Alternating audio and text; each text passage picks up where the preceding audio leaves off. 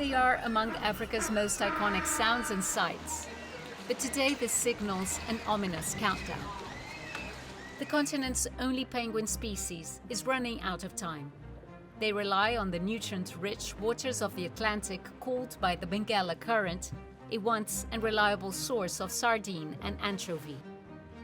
But due to habitat loss and overfishing, 95% of the bird population was wiped out, putting them on the critically endangered list in 2024. If nothing changes, they could vanish by 2035.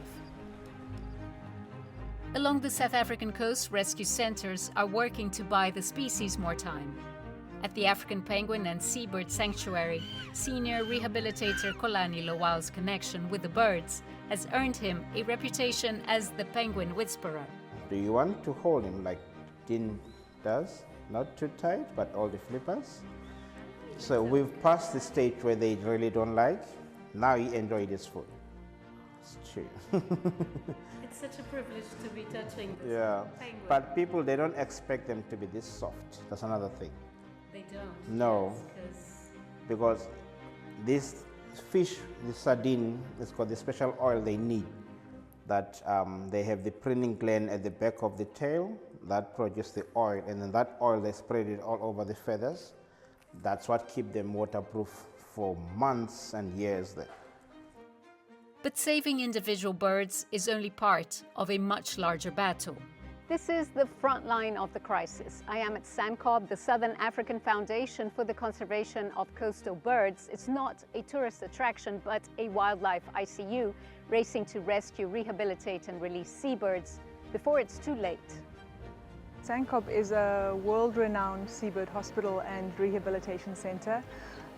We rescue injured, sick, oiled seabirds, and we look after them here at the center and release them back into the wild as part of a bolstering project. Rehabilitation and release and the bolstering of populations by SANCCOB has been shown to be a significant conservation intervention for the species. According to the IUCN threat classification, critically endangered is one step away from extinct in the wild.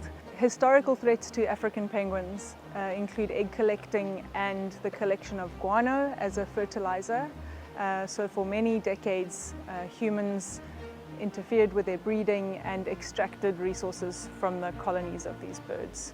Every bird here tells the story of this crisis. Every egg incubated, every abandoned chick hand-reared here is a small victory in a much larger system.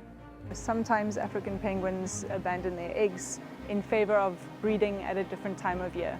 So often now over summer they lay a first clutch. If that clutch fails, they wait a while and breed again. So those eggs that the parents abandon, we bring to SANCCOB, where we have a very well equipped seabird nursery. Those eggs are carefully monitored, incubated, hatched, hand-reared and released as a supplemental breeding program for African penguins. How long have you been doing this? I've only been doing this for 7 months, so fairly new, learned a lot. I started as a nursery intern and then got this position. So in the last few months I've learned a lot and I've got to work with them quite closely and actively. It's quite a tough job, not gonna lie. It's hard work and these birds come in really bad conditions. So having just 2% of our population is very dangerous. It's very important for us to try our best and do everything we can to try and rescue them. Luckily, we have a community of really dedicated and enthusiastic conservationists together as a community with the right intentions to change the course of this species' threat status. We can make a big difference. The 2035 deadline isn't a prediction, it's a choice. The work being done here at SANCCOB and at the African Penguin and Seabird Sanctuary offers a glimmer of hope, but only if we act fast to save the African penguin.